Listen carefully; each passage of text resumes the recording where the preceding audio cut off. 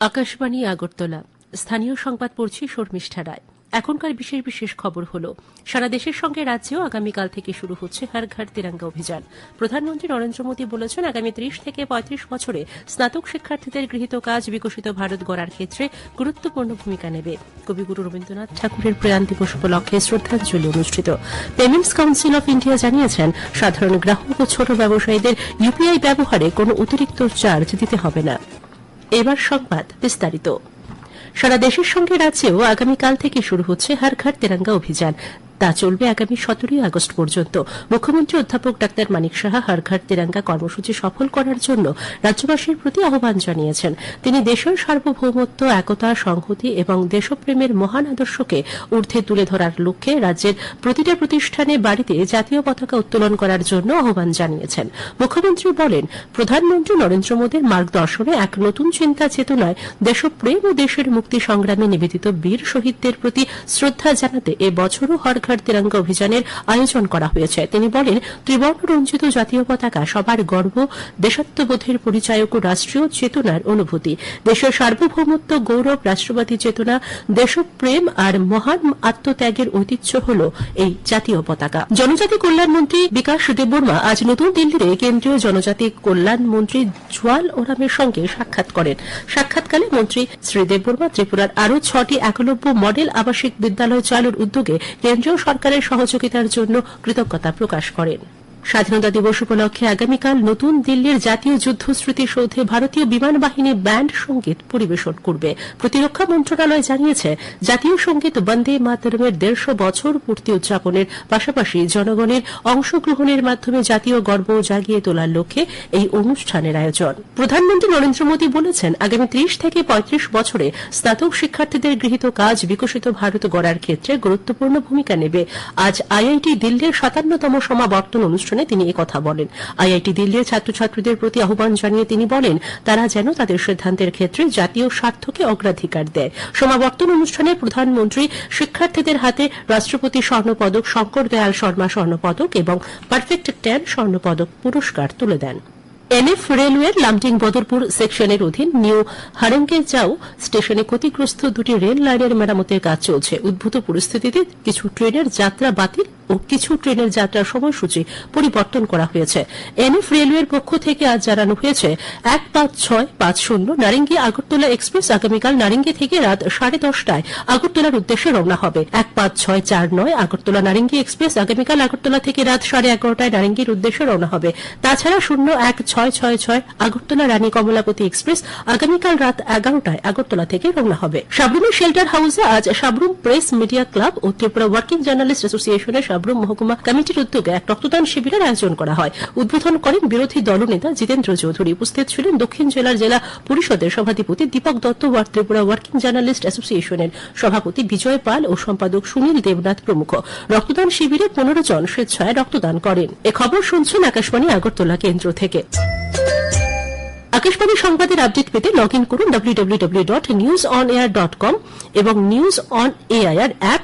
Follow করুন social মিডিয়ার Facebook ও x হ্যান্ডেলে অল ইন্ডিয়া রেডিও নিউজ ও ইনস্টাগ্রাম পেজে এআইআর নিউজ এলার্টস। দেখুন official YouTube channel news on AIR. এছাড়াও আকাশবাণী আগরতলা সংবাদ আপডেট পেতে দেখুন এক্স হ্যান্ডেলে আকাশবাণী নিউজ আগরতলা, ফেসবুকে এআইআর নিউজ আগরতলা এবং ইউটিউবে আকাশবাণী নিউজ আগরতলা। আজ কবিগুরু রবীন্দ্রনাথ ঠাকুরের প্রয়াণ দিবস উপলক্ষে তথ্য সংস্কৃতি দপ্তরের উদ্যোগে আজ মুক্তধারা অডিটোরিয়ামে শ্রদ্ধাঞ্জলি অনুষ্ঠানের আয়োজন করা হয়।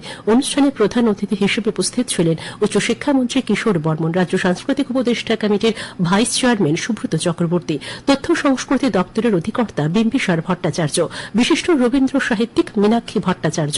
বক্তাগণ রবীন্দ্রনাথ ঠাকুরের সাহিত্য চর্চার বিভিন্ন দিক নিয়ে আলোচনা করেন। আজ 22শে শ্রাবণ, কবিগুরু রবীন্দ্রনাথ ঠাকুরের প্রয়াণ দিবস। সারা দেশের সঙ্গে রাজ্যেও শ্রদ্ধা ও আবেগে কবিকে স্মরণ করার অন্যতম উপলক্ষ এই দিন। আমাদের চেতনা ও সাংস্কৃতিক সমৃদ্ধিতে কবির অফুরান ঋণকে কৃতজ্ঞতায় স্বীকার করারও দিন। একটি প্রতিবেদন।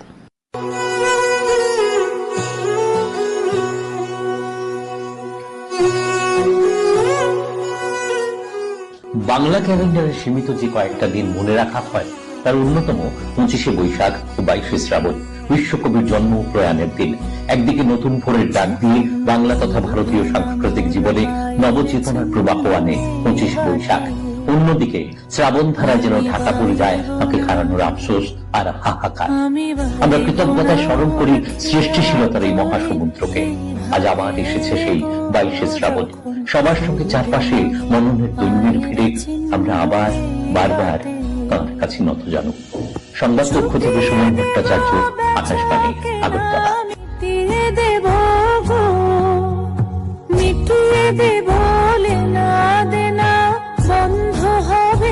রাজ্যের বিশিষ্ট বামপন্থী নেত্রী প্রাক্তন বিধায়িকা গৌরী ভট্টাচার্য আজ ভোরে আগরতলার সেনাইহানি স্থিত নিজ বাড়িতে প্রয়াণ হন। মৃত্যুকালে তার বয়স হয়েছিল 95 বছর। তিনি এক পুত্র, 2 কন্যা রেখে গেছেন। 1977 ও 1983 সালে তিনি দুবার বরজলা কেন্দ্র থেকে বিধানসভায় নির্বাচিত হয়েছিলেন। তার মৃত্যুতে শোক জানিয়েছেন প্রাক্তন মুখ্যমন্ত্রী মানিক সরকার, বিরোধী দলনেতা জিতেন্দ্র চৌধুরী।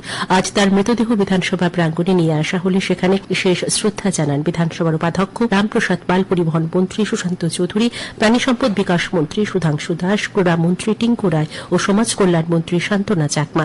গৌরী ভট্টাচার্যের মৃত্যুতে সিপিআইএম রাজ্য সম্পাদক মণ্ডলীর পক্ষ থেকে গভীর শোক প্রকাশ করা হয়েছে। পেমেন্টস কাউন্সিল অফ ইন্ডিয়া আজ জানিয়েছেন সাধারণ গ্রাহক ও ছোট ব্যবসায়ীরা কোনো অতিরিক্ত চার্জ ছাড়াই ডিজিটাল আর্থিক লেনদেনের ক্ষেত্রে ইউপিআই ব্যবহার করতে পারবেন। 2016 সালে চালু হওয়ার পর থেকে ইউপিআই সাধারণ গ্রাহকদের জন্য বিনামূল্যে রয়েছে। সারা ভারত আইনজীবী ইউনিয়নের উদ্যোগে আজ আগরতলা এক রক্তদান শিবির অনুষ্ঠিত হয়। উদ্বোধন করেন প্রাক্তন মুখ্যমন্ত্রী মানিক সরকার। শিবিরে 22 জন স্বেচ্ছায় রক্তদান করেন। এখন খেলার খবর। ত্রিপুরা ফুটবল অ্যাসোসিয়েশন পরিচালিত বৈকুণ্ঠনাথ মেমোরিয়াল মহিলা লীগ ফুটবল প্রতিযোগিতার আজকের খেলায় জম্পুই জেলা প্লে সেন্টার জয়লাভ করেছে। উমাকান্ত মিনি স্টেডিয়ামে অনুষ্ঠিত খেলায় জম্পুই জেলা প্লে সেন্টার 3-0 গোলে উষাবাজারের রামকৃষ্ণ সেবাশ্রম সংঘকে হারিয়ে দেয়। এখন আবহাওয়ার খবর। আগামী 24 ঘণ্টায় উত্তর ও ঊনকোটি জেলায় ভারী বৃষ্টিপাতের সতর্কতা জারি করেছে আবহাওয়া দপ্তর।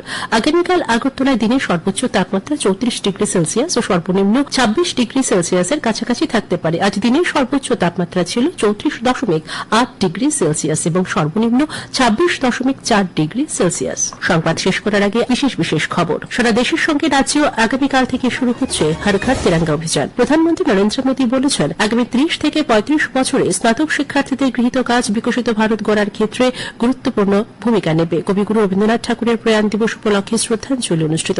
পেমেন্টস কাউন্সিল অফ ইন্ডিয়া জানিয়েছেন সাধারণ গ্রাহক ও ছোট ব্যবসায়ীদের ইউপিআই ব্যবহারে কোনো অতিরিক্ত চার্জ দিতে হবে না। এখনকার বাংলা সংবাদ এখানেই শেষ করা হচ্ছে।